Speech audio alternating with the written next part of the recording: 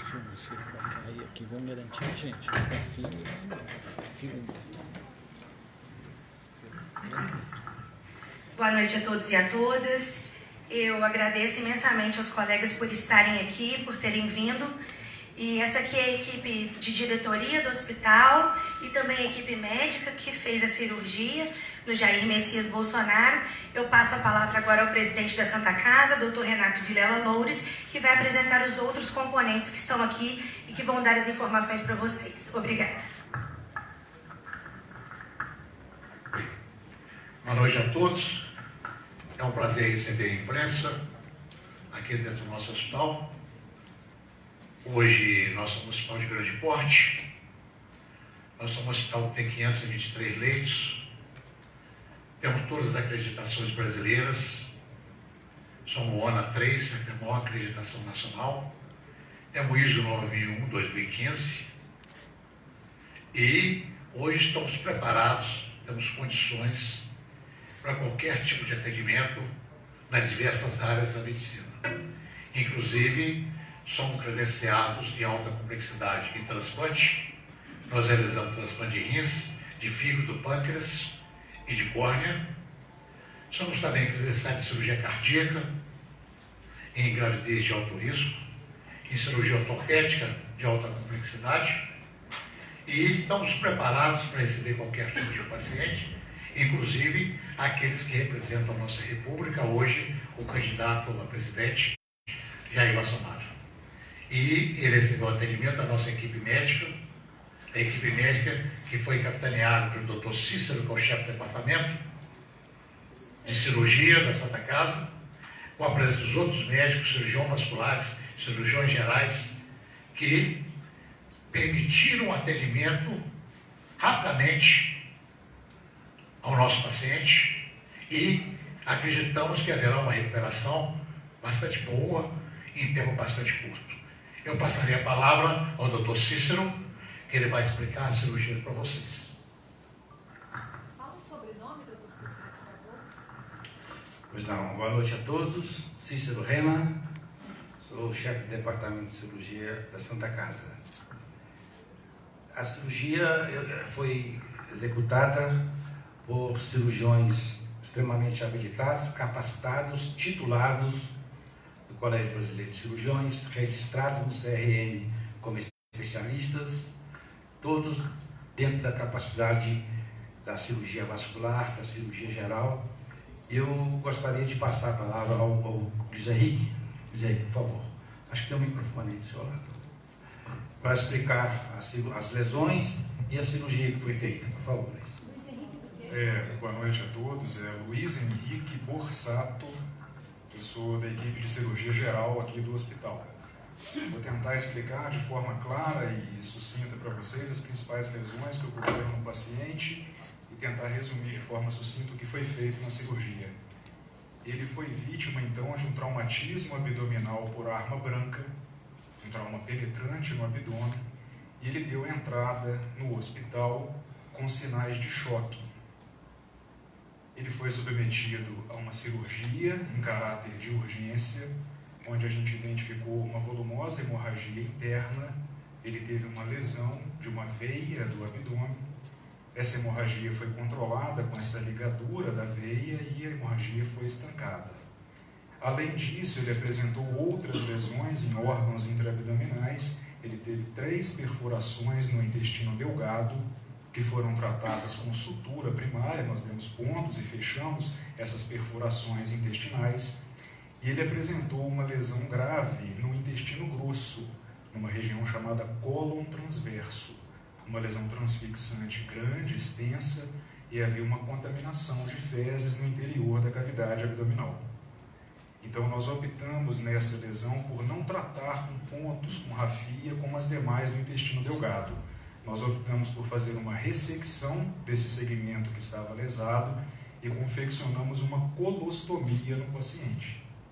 Então, colostomia, quando a gente coloca o intestino na parede abdominal com uma bolsinha, onde temporariamente vão ser excretados ali os gases e as fezes. Nós optamos por fazer essa conduta da gravidade do paciente e as lesões graves que ameaçavam eminentemente a vida, colocavam em risco a vida, elas foram identificadas e tratadas durante a cirurgia. O paciente agora está na unidade de terapia intensiva, é um quadro naturalmente grave pela magnitude do traumatismo, mas ele está estável no momento. Vou passar de novo a palavra para o Dr. Cícero. A equipe foi composta por cirurgiões gerais do trauma, cirurgiões vasculares, e vou passar para o Dr. Renato, o Dr. Cícero, e depois me coloco à disposição para as perguntas. Foi uma lesão única, transfixante, mas foi uma lesão muito profunda. E os órgãos no abdômen, eles ficam sobrepostos, ficam um em cima de outro. Então, à medida que houve a penetração do objeto no abdômen, foram ocorrendo essas lesões. Foi uma lesão única. Vamos organizar e deixar aberto as perguntas. O doutor Cícero quer falar alguma coisa? Espera um minutinho. Complementando o que o doutor Luiz disse, a porta, entendeu? É isso. Doutor Glaucio quer complementar? Meu nome é Glaucio Souza, sou cirurgião do hospital e participamos dessa cirurgia hoje. Só complementando, um furo apenas, mas o trajeto do ferimento é que provoca múltiplas lesões. O senhor Jair Bolsonaro chegou muito grave ao hospital, com uma pressão muito baixa devido à perda de sangue, e infelizmente conseguimos conter a hemorragia a tempo, comandada pelo Dr. Luiz, a cirurgia, e infelizmente está agora numa situação de estabilidade na recuperação do pós-operatório. Gostaria de aberta perguntas. Eu levantasse a mão. Identifica, por favor. Simone, do SBT. Eu gostaria de saber, assim, ele em algum momento era óbvia a chance de morte pela gravidade dos ferimentos? Passamos, doutor Cícero. E se existe uma informação, apesar de todo o aparato dos recursos do hospital, existe uma informação de que ele poderá ser transferido brevemente, ou para o Rio ou para São Paulo. Isso está confirmado?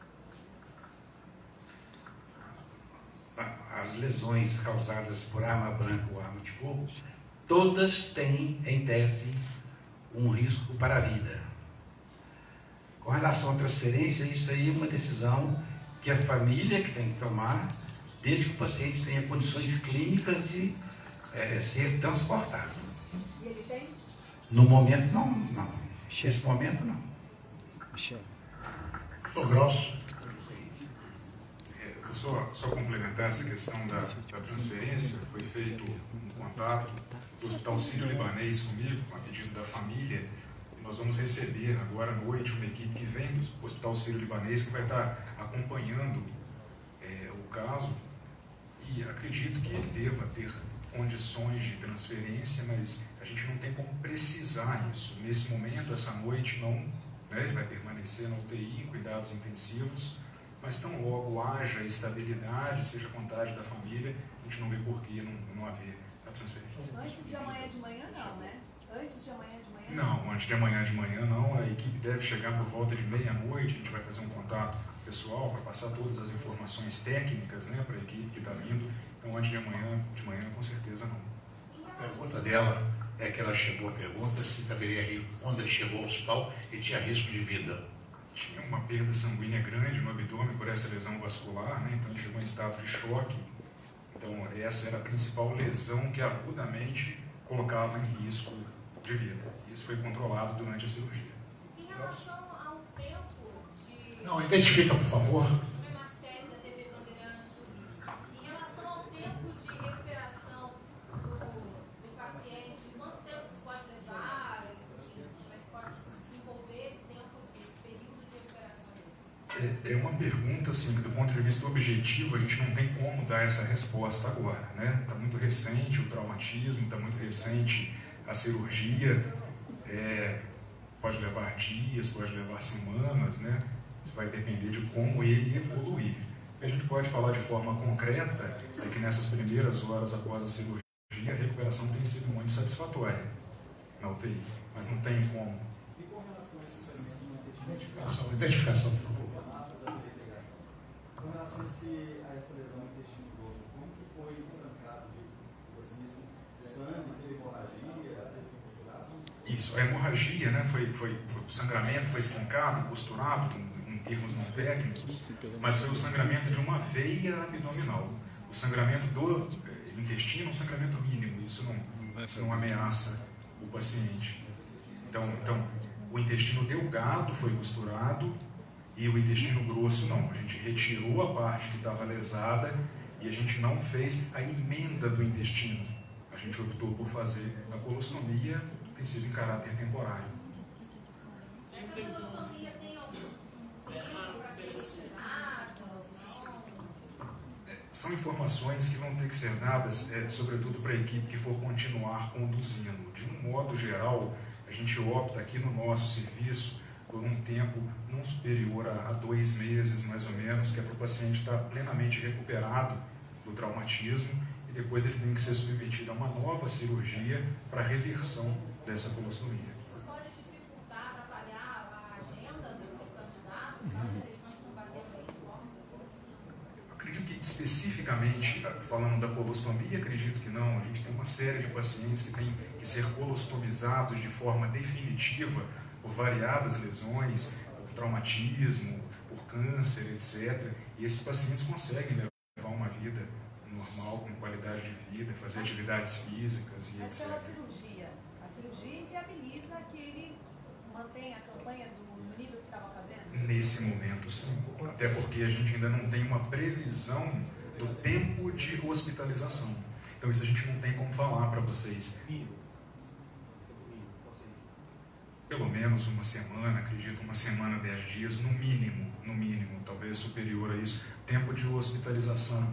Mas é uma pergunta em caráter subjetivo, porque cada paciente reage de um jeito, a gente precisa ver como vai ser a recuperação dele aqui, como vai ser a recuperação depois que receber alta hospitalar. Então está muito precoce para a gente poder falar isso. Não, identifica, por favor. É um mínimo de hospitalização que a gente acredita, se tudo correr bem, se tudo evoluir bem. Mas isso é meramente especulativo, né? A gente não tem como dar certeza disso, mas acredito que não antes de uma semana, 10 dias, ele receba alta hospitalar. Identifica, por favor. Denise Assis, do site O Cafezinho. Eu gostaria de saber, o senhor falou que durante 2 meses ele vai cortar a bolsa da colostomia. Porém, o senhor também não tem como avaliar o tempo de recuperação. Do ponto de vista médico, é possível que ele esteja fora da eleição? Também muito subjetivo para a gente poder falar isso. Talvez não. Talvez tenha uma recuperação satisfatória, o que a equipe médica espere. O tempo de internação não seja prolongado, o tempo de recuperação de pós-operatório não seja prolongado. Mas existe uma estimativa do tempo de internação? É o que eu falei, assim, é um mínimo, né? A gente não tem como ter um máximo. Acredito que não antes de uma semana, 10 dias, acho que antes disso não. Pera um minutinho aqui, que ele vai falar aqui. Rádio Tatiaia, Marcos. Mesmo após esse mínimo de uma semana que não é certo, após isso ele tem que ficar em repouso, assim, por quanto tempo, no mínimo também, em média, em casa, de repouso ou não? É um repouso relativo. É claro que você pegar um paciente hoje e estimar que ele vai voltar a ter o mesmo nível de atividade que ele tinha antes de sofrer o acidente, não, tem um período de recuperação que é comum a todo pós-operatório de grande cirurgia. E não pode sair? Então não é que não possa sair, talvez possa sair, mas tem um período de recuperação. Né? Tem um período de recuperação, é uma cirurgia grande, uma cirurgia aberta, não é a cirurgia por vídeo, aquela que vocês ouvem falar, que é feita pelos furinhos no abdômen, é uma incisão grande. Né? É muito difícil a gente dar essa recuperação, em 1 a 2 semanas ele vai estar. Pode falar. Marcos, BBC, a imprensa tinha falado de dano no fígado, como é que está a situação do fígado dele? Não tinha lesão hepática, não foi identificado dano, não sei de onde procedeu essa informação, mas não houve lesão no fígado. As lesões foram essas, as descritas mesmo. Sangramento, uma veia do abdômen e lesões no intestino delgado e intestino grosso. Identifica, por favor. Boa noite, Ricardo Wagner, da Rádio Globo Juiz de Fora. O senhor já disse sobre o estado, nesses últimos momentos, pós-operatório, tem sido suficiente, né, e bem mais tranquilo como esperado. qual o risco das próximas 24, 48 horas e até mesmo de uma infecção em função da lesão no intestino? Esse risco ele existe, né, de infecção intraabdominal. Isso vem sendo tratado já com antibióticos, ele já está recebendo antibióticos desde o começo da cirurgia. E durante a cirurgia, a gente faz uma lavagem exaustiva do abdômen com soro para diminuir essa contaminação. Não existe uma taxa percentual que eu possa te falar qual que é o risco exato de ter uma infecção em função disso. A gente já começa a tratar. Identifique, por favor.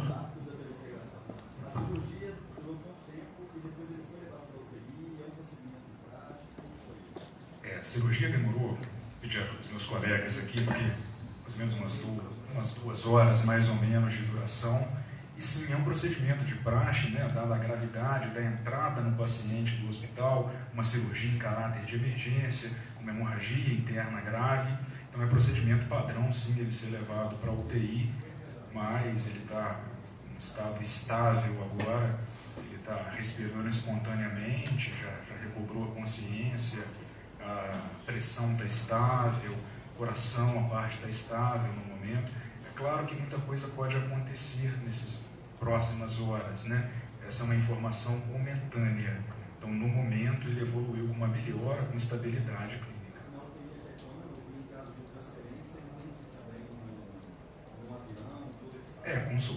Com certeza, né? Acompanhado um transporte médico, com certeza, da equipe que vai recebê-lo, né? E também é difícil estimar tempo de UTI. A informação está muito precoce, depende muito da evolução nas próximas horas. Doutor, ele está, você disse que ele está consciente, ele já acordou, ele falou o que quando ele acordou? Só com os filhos, né, no primeiro momento, quando recobrou a consciência, mas é claro que ainda tem um efeito residual da anestesia, dos sedativos. Então o paciente está acordado, reconheceu os filhos, né, mas ainda não interagiu, não conversou com a gente ainda. Quem está com ele? Acompanhando, né, a equipe de assessores e dentro da UTI recebendo a visita de 2 filhos. Doutor, ele ainda pode dizer que ainda corre algum risco de vida? As lesões que causavam um risco eminente de vida, elas foram controladas e corrigidas durante a cirurgia. Mas é claro que complicações da cirurgia podem acontecer. Uma delas foi citada, né, pelo seu colega, que é a infecção intraabdominal.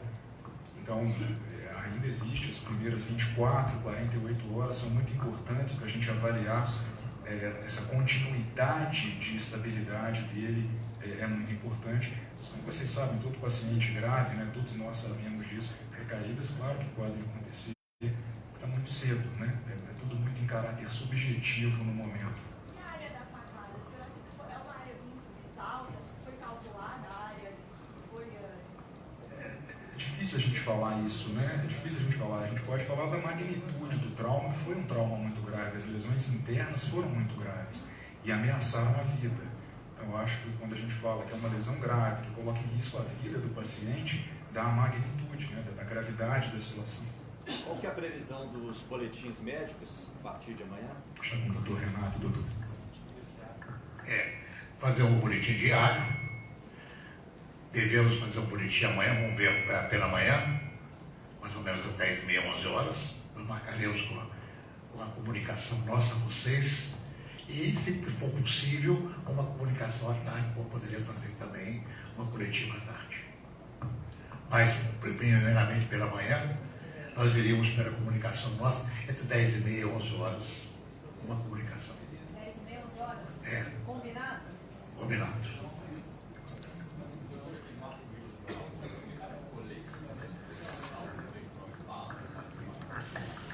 Não sei se algum dos colegas tem essa informação. Chegou aqui com uma camisa amarela sem colete de proteção.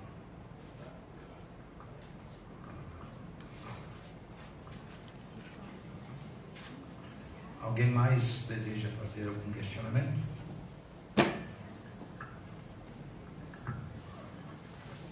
Algum colega tem mais alguma pergunta, alguma dúvida?